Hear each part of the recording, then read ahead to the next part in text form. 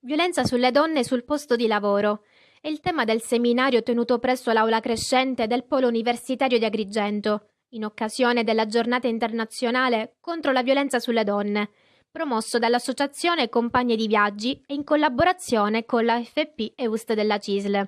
Durante l'incontro sono intervenuti Floriana Russo Introito ed Emanuele Gallo per illustrare il ruolo del sindacato in tale ambito e della cooperazione di questo con le forze dell'ordine. Poi ancora Roberta Teresa Di Rosa, docente di sociologia delle migrazioni e servizio sociale internazionale. Inoltre a tali interventi si è interposta Susin Delicato attraverso letture e interpretazioni.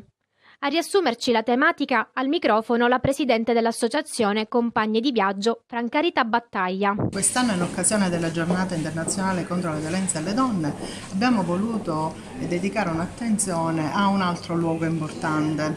Ci siamo occupati negli anni scorsi della violenza intrafamiliare, quindi la violenza che viene agita dagli uomini nei confronti delle donne all'interno delle mura domestiche. Quindi quest'anno siamo andati al di là e abbiamo preso in considerazione un altro luogo altrettanto importante, che è quello del lavoro, dove le donne lavoratrici trascorrono in media dalle 6 alle 8 ore giornaliere, e che comunque per alcuni, per molte, è un luogo del riscatto, dell'emancipazione, dell'affermazione, ma anche della sopravvivenza.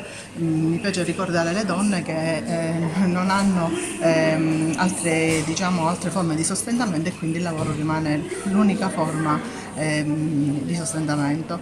Purtroppo le violenze nei luoghi di lavoro sono spesso sottaciute, ma già le stesse donne hanno difficoltà a parlarne con i loro colleghi, anche perché questo tipo di violenze vengono agite dietro le porte, insomma, dietro delle porte chiuse, e ciò implica che non ci sono testimoni, che molto spesso la donna è ricattabile perché è il datore di lavoro, il superiore gerarchico. Quindi oggi l'attenzione vuole essere rispetto alla tolleranza zero.